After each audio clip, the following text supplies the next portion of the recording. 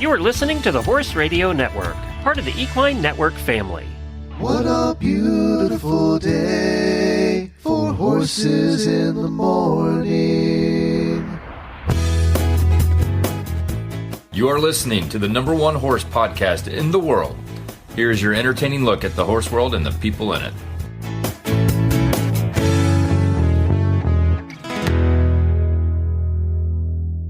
I'm Sarah Honegger. And I'm Christy Landwehr, and you are listening to this special monthly reining episode of Horses in the Morning on the Horse Radio Network for this Thursday, March 14th, 2024. Good morning, Horse World. In this National Reining Horse Association Reining podcast, we're going to chat about how to get in and utilize more the novice horse division and what that looks like. We'll be talking with NRHA Professional and 2023 NRHA World Champion Peter DeFreitas to find out more. We will also have our new NRHA Commissioner on the show, Billy Smith, to discuss the direction that the NRHA is headed.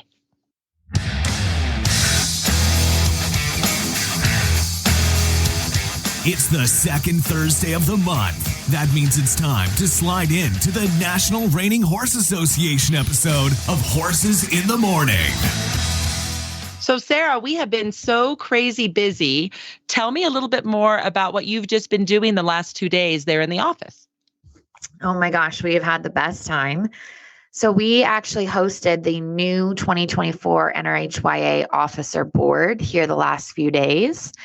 And it was such a blast. We have such a strong group of youth leaders who took a look at NRHA's new strategic plan and figured out what their goals were for the youth association. We, of course, had a lot of fun along the way. We went and watched the Thunder win against the Houston Rockets, and it was just such a fun time. And oh man, if you need to feel inspired, you should just hang out with these youth members. Tell us a little bit more about them. Like, what are the different states they come from? Are we talking boys and girls? What are their ages? Yeah, it's actually really fun. We have on the team this year, age 14 to 18. So we have some that'll be high school freshmen in the fall, and we have some that'll be college freshmen in the fall. So, you think about just different ways of thinking and different maturity levels. And some might think, well, gosh, that's a big gap. And to be honest, I thought it was a big gap. And then you put all these youth that have such a passion for reining in one room, and suddenly everyone's the same age. Everyone has absolutely brilliant ideas. Everyone's aiming in the same direction. I mean, it's just such an inspiring group to be with. We talked about, you'll love this, Christy, with the color training you do. We did the strengths finder. Yes. And so, we looked at the balconies and basements of every strength, like, hey, at your best, what is it like at your, on your off days? How does this show up for you? And so we got pretty, kind of took a mirror to ourselves a little bit, me included. We actually have 2 boys on the team this year, one from Nebraska and one from Lexington, Kentucky. And we have Arizona represented, Wisconsin represented. So geographically diverse, age diverse, background diverse. We have kids that started reining later in life, the daughter of a horse trainer, folks that want to be engineers, folks that want to be a trainer when they're older. I mean, every sector is represented, and it is a blast. It is so good. And I know when we first started this show last year, we had a youth show and we had the youth officers come on, and they were fantastic. And we'll have to just continue to do that because they bring such a fresh perspective and a much needed perspective of where our industry is going. I mean, even so much in talking about artificial intelligence and what might that look like in the future, right? All the things that they just dive into every day with schoolwork and everything else, they can kind of bring to what our associations might be doing in the future. It's pretty fantastic. That's so true. And, they really are leaders for sure. But also I want to point out they're really leaders in our industry, even in the show pen too. So they kind of walk the walk, talk the talk. They do all the things. Like we have our 2023 Rookie of the Year on the team. We have people that have ran for world championships, won affiliate regional championships, won entire aged event, non-pro classes. So to your point, they really get involved in each piece of it, even being in the show pen, which is pretty awesome. And what I have loved about them, being relatively new to the team myself, just welcoming me with open arms as a new staff person. And then when we're at an event, always willing to chip in. If I'm like, we need to carry some stuff into the arena. Okay. They're so good about just jumping in and being willing to help. It's so great. It's really, really inspiring. But speaking of big trips, you just went on one to Texas, and I want to hear all about it. Yes. So, oh my gosh, it was so much fun. There was so many different aspects of it. We have, as you can imagine, a lot of our ranch partners are in Texas. And with that corporate partner status comes, well, I'm lucky enough to go visit them because I'm in charge of our corporate partners. So I got to go to one Classic Canyon. Yay to the Doe Rings. Can you imagine? Their last name is actually Doe Ring, and they run not only a reining facility, but also a deer breeding operation. I don't know how lucky that ended up being. Prophetic. But, oh my gosh, Mark and Lisa are fantastic. And I got to cruise around on their side-by-side on their 700-acre ranch, seeing not only brand new baby foals, but all these pregnant deer that are going to be due in May. So I need to go back. You have to go back, and I might just have to tag along. I want to snuggle a baby deer. I'm sorry. Oh, I just loved it so much. And then we have Tamarack Ranch, and they're also located there in Texas. And oh, what an amazing facility that is. They just moved from Oregon, Gabe and Susie did. And so their ranch is fantastic because it's so brand new, sparkling new, because they're just in the process of getting it all built up.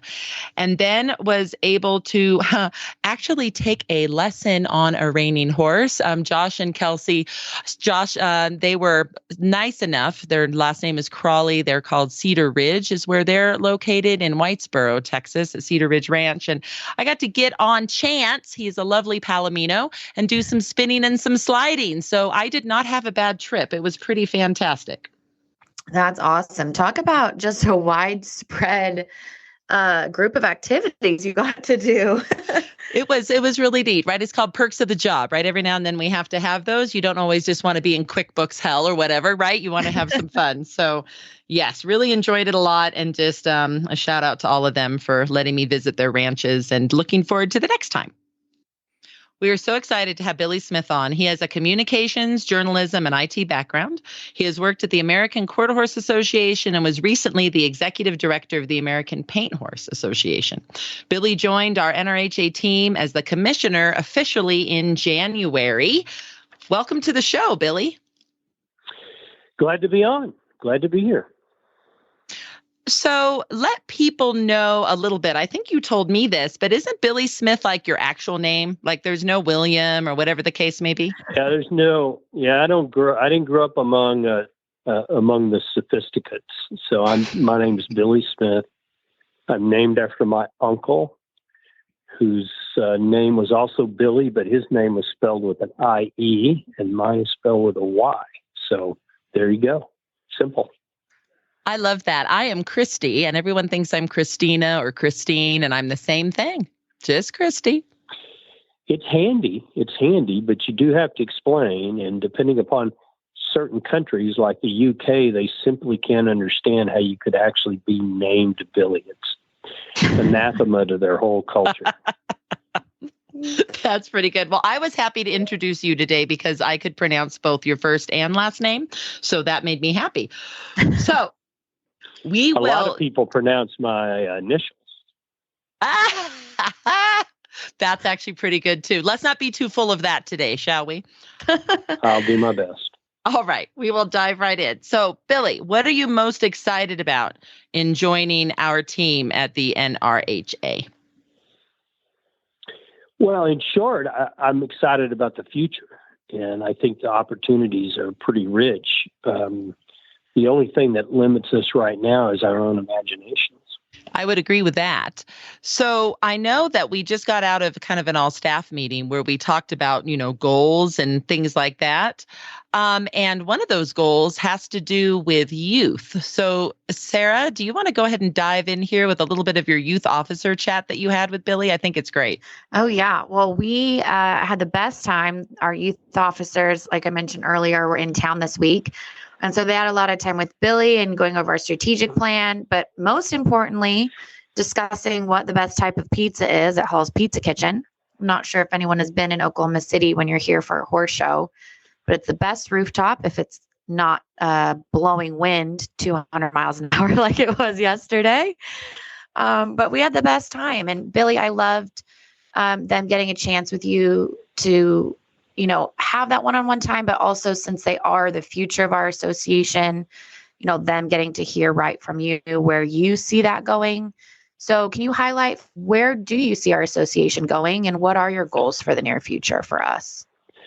Well, the group, the leaders from our youth, I got to be really candid with you.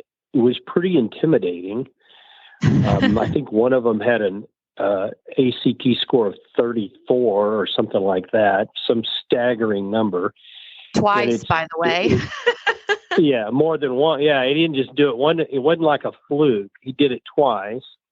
And, the thing that I think about when I was talking to them and I was listening to what they had to say, it was pretty inspiring. I didn't walk away thinking, holy cow, the future is pretty bleak. I had exactly the opposite response. That's a pretty astounding group of young adults. And if that's the future of NRHA, I'm not worried at all, except I'm fairly sure when I sat at the table, I drew down the IQ pretty sharply, pretty fast. But when you're talking about one of our goals is to increase our youth membership by 10%, but it's a part of a broader strategy of increasing our membership, increasing our total entries, and by increasing our number of professional members. So they're one very important piece of a much broader strategy. We have some very targeted goals that I think are going to be very exciting. Yeah, so we went through a strategic planning session, and one of the important things in that planning session is the strategic plan helps us create focus and helps us focus our attention on some very specific things and very specific spaces. But in general, our broad overarching goals for the future involve animal welfare, not just improving that, but showing people how well we take care of our animals today and the kinds of things we do to make them comfortable, and the way that we make them extend their lives, and the way we take care of them. I think that's actually it's a story we haven't told as well as we could. We're looking at expanding the training of our professional groups and the numbers in our professional groups. And we think of that as trainers, judges, stewards, and those kind of groups because they're important leaders in our industry.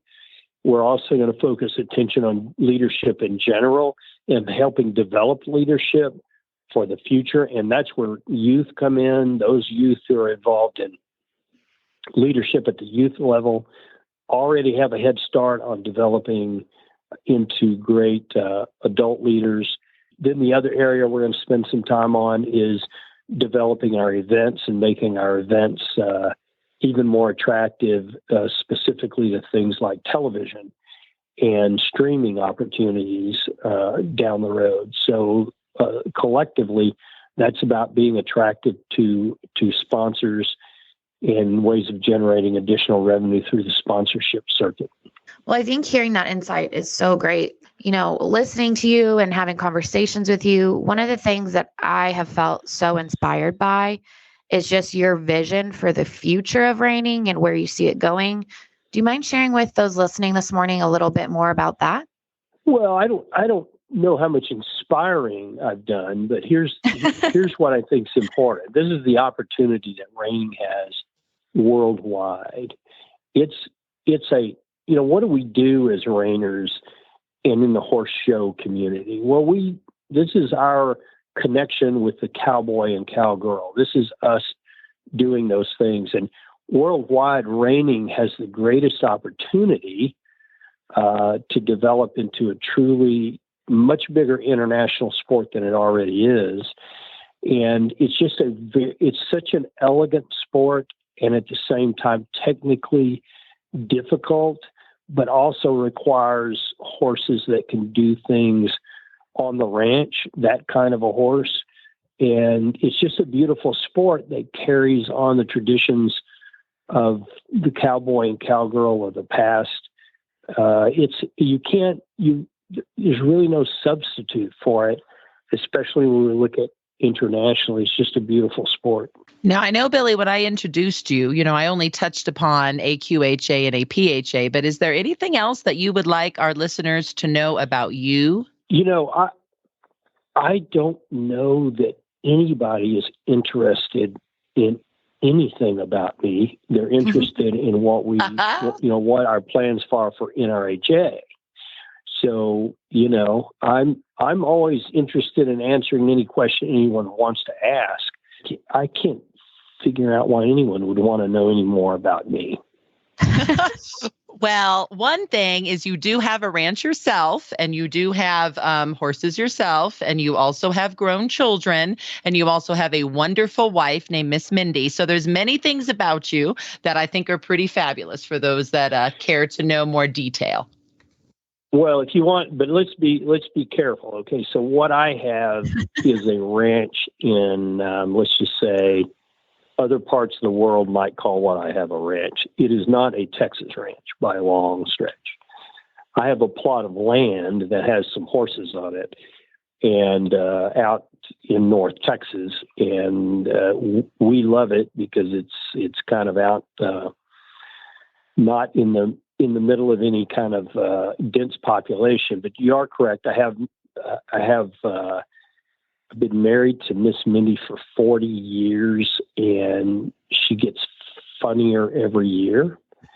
I've always told her she could just bottle all that humor. She probably could go on stage and be pretty funny. So I don't try to do battle of wits with her, because that's a never winning thing. And so yeah, we've hauled kids around to horse shows for a long time, including our son, who was a reiner as well. So we've been on multiple sides of the horse community and the horse show community. So we've kind of looked at it from a 360 viewpoint.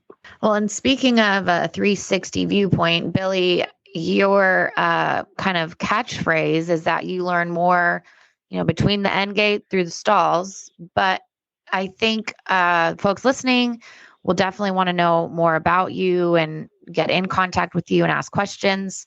So what is the best way for them to do that if they want to kind of continue this conversation we all started today? You can reach me by email. You can reach me via LinkedIn.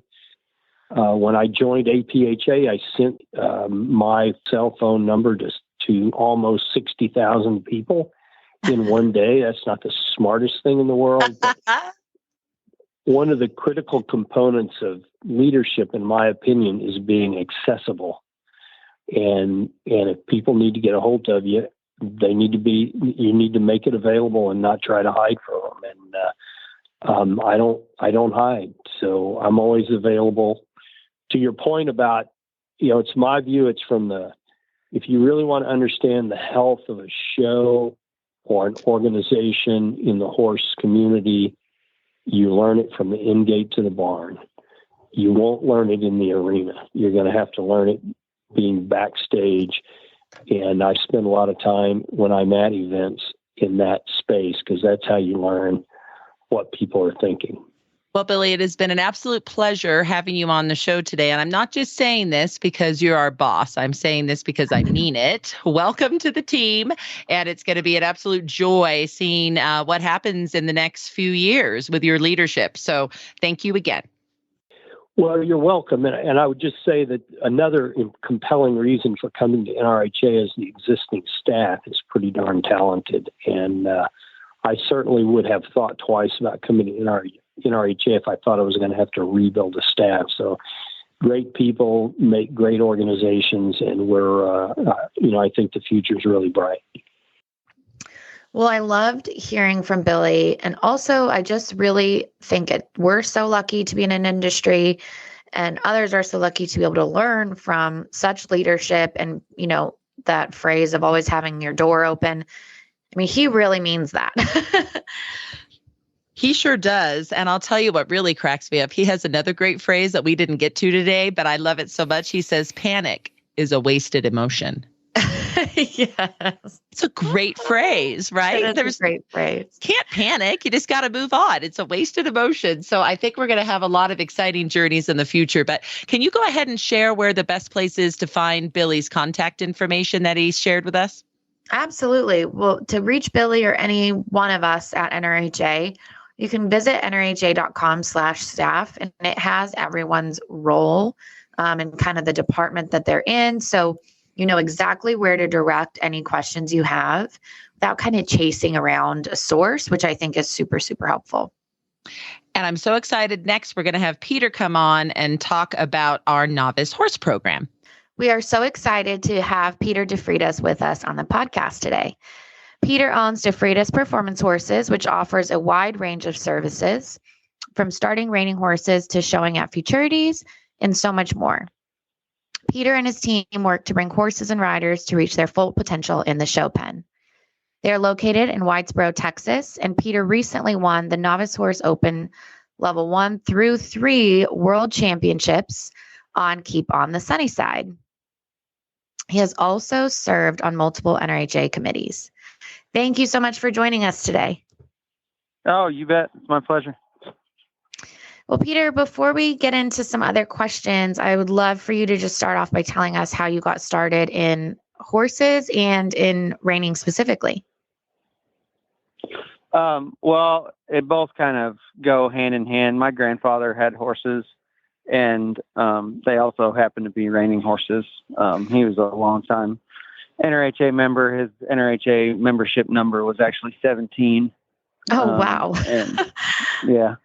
So he was kind of around for the beginning of, like, when they put the association together and stuff like that. I mean, he had horses in training with Dale Wilkinson when Dale lived in Ohio. And so that's how I got started into horses and into reining sequentially. Did you know right from the beginning that a career as a reining professional is the direction you wanted to go? Yeah. A lot of people told me not to, but I kind of had that in my mind. You know, when I was younger, like watching a lot of guys, you know, like Rocky Dare and Mike Flarida and Sam Smith, you know, show and stuff, it kind of made me want to do it. You know, and so I kind of spent some summers with some of those guys, and that kind of pushed me in that direction too. So, you know, it was always something that I wanted to do, and, you know, so kind of ended up that route. So, Peter, please explain to us a little bit more about the novice horse division. So a lot of people that are listening to the show today are probably thinking, how do I do this reining thing? And we've kind of talked a little bit in the past on the show about green reiner and getting started that way. But if somebody has truly a novice horse that they're getting started, how does all of that work? And what do you personally like about that division? So the novice horse division in NRHA has an open category and a non-professional category. And there are 3 separate levels, 1, 2, and 3. And in this particular class, the eligibility is based on the horse's lifetime earnings. Like, to be eligible for the level 1, they have to have won less than $5,000 in NRHA lifetime earnings. To be eligible for the level 2, they have to have won less than $25,000 in NRHA lifetime earnings. And to be eligible for the level 3, they have to have won less than $50,000 NRHA lifetime earnings. So it can be for horses that have not been shown much, and can go all the way through to horses that maybe aren't as competitive as they need to be for, say, like one of our major events, but have won some money either along the way that they need somewhere to go show and be competitive at, or just sometimes it's used as a schooling class too at a lot of different places. Just to get horses experience and stuff like that. Part of the reason I like it, and I've ended up showing in it, is kind of for a few of those different reasons. You know, either horses that I don't feel like are quite enough to go show at a major event, and that I feel like could win a pretty good amount of money in the novice horse. Depending on the show you go to, will depend on how much added money they have in the novice division. Some horse shows are lower added money, but some horse shows, like at some of our major events, like the NRBC and the Derby, have pretty good added money in the novice horse. So it's a good avenue for a horse that maybe you don't think is capable of making the upper level finals or finals at a major event, that you could show in the novice horse division. And it's also good if you have one that maybe got a little behind, it got hurt, it needs somewhere to go get seasoned without spending a large entry fee, like at a Derby. You could go show it in the novice horse division. And I've used it for all of those things, schooling and for seasoning one, and for having horses that I didn't think were maybe going to be big players, but wanted to boost their lifetime earnings or give them some credentials. Well, we've been talking a lot about how NRHA really does have a lot of existing things in place to promote the welfare of these animals, to help these equine athletes just have a longer career and be healthy and happy. And I love that a lot of the ways you just described utilizing this class really kind of put an exclamation point on all of that. Yeah, for sure. In the class itself, having 3 different levels, it offers you a lot of different opportunities for whichever kind of horse you have. If you have one that has one and you are showing it at bigger stuff, it gives you the opportunity to school, because you can show them in the novice class up until they've won over 50,000. Or if you've got one that's never been shown before, sometimes you don't want to show it in an open class where you might be showing against horses that have over $50,000 in earnings, or more older seasoned horses. In the novice level one, it's restricted to horses that haven't won or have won less than $5,000. So a lot of those horses are kind of at the same level, so to speak. Absolutely. Well, I think it's an awesome program and great to see these horses kind of come through it. And obviously you have quite a knack for it, sweeping 3 levels of NRHA World Championships. What goes into hauling for a World Championship, and kind of what that process looked like for you? Sure. First, you got to start with a horse that is good-minded and sound. I mean, those are kind of the 2 big things, and have some owners that are willing to stand behind them, because it is definitely a commitment from the owners and the rider and the horse. You, for the most part, usually end up showing a better part of the year. Like last year, I think I showed Keep on the Sunny Side maybe like 24 times, which is a lot of times to go in the pen on one. And so they have to kind of want to do it, because it's hard to get one through there and have them not be a team player that many times, which that mare definitely was. She was almost as good at the last time I showed her as she was the very first time I showed her. We went to kind of all over from New Jersey to here in Texas showing her. And, it just takes kind of commitment, because if you really do want to get after it, there's might be somebody else come along the way that is kind of challenging you for it. And you might have to go to a few extra horse shows to make it happen. And, financially and time commitment is all a big part of it. I love all that. So, Peter, what advice would you give as an NRHA pro for those who maybe are looking at going into the novice horse division, especially those that are riding kind of non-pro? What are some of your tidbits that you would give them to pursue? Well, I think it's a great class. And even like from a non-pro perspective, if you just need to get in the pen more, and you're not really looking to have to show against a upper level non-pro in the regular non-pro class, maybe, you can, depending on your horse's earnings, you can enter different levels, or just go put some runs underneath that horse's belt. And the same thing for the open riders, like I said before, I think it's a great place to show that horse that, like for me personally, last year I was only eligible for the level 3 and 4 in our aged event classes. So for me to take the mare that I showed last year and make the finals on her, it was going to take her to have the best run that she possibly could have, and then potentially have to do it again. Whereas in the novice class, I could kind of show her at her comfort level and be able to be competitive. And that's one of the biggest things I like about it. And then I feel like you can keep those horses showing a lot longer whenever you can not have to ask them for everything they've got every time. I think that's awesome advice. And if people are looking for more advice from you, they should definitely check out our Reiner magazine online. You can find it at reiner.nrha.com. And Peter actually has an entire training tips article in the February issue. Yep. And Peter, if they want to know more about you or come visit the ranch or speak with you more about NRHA programs, where's a good place to reach out to you?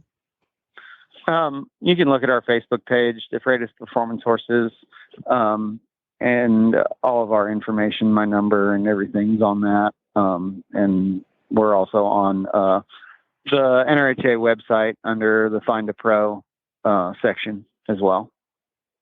Awesome. Well, Peter, thank you so much for taking time out of your day to hang out with us here on the podcast. Oh, you bet. It's great. Thank you guys for having me.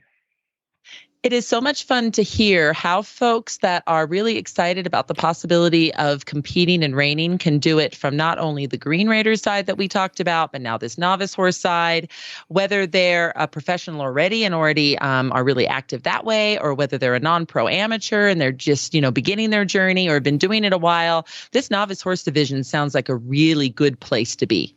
Yeah, I just think the thing we don't quite talk about enough is that there really is a place to play for every single person and every single horse. We have older divisions, our primetime and masters for older exhibitors. We have our youth classes for younger exhibitors, even down to 10 and under. But then to Peter's points, we also have all these great places for horses to compete, and not just by age, but also by their earnings. I agree. And to be able to have so many opportunities is the key, right? I mean, obviously, a lot of focus is always on our big open riders and what they do and, their names. But anyone can get started in reining, like me.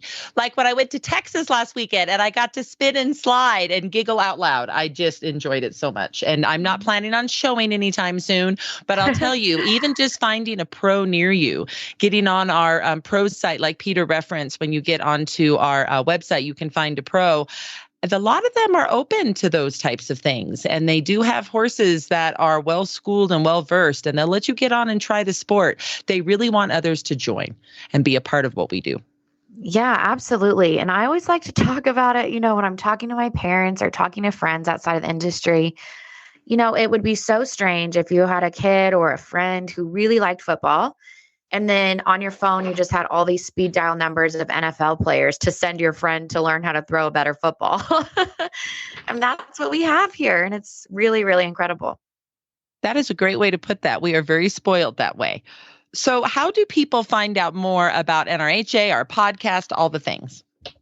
Well, if you heard this podcast today and you want to kind of look at our archive and see what other conversations we've had and maybe take a listen, you can visit nrha.com/podcast. Or if Peter inspired you to go find a professional in your area, you can go to nrha.com/findapro. Now go out there and have the slide of your life.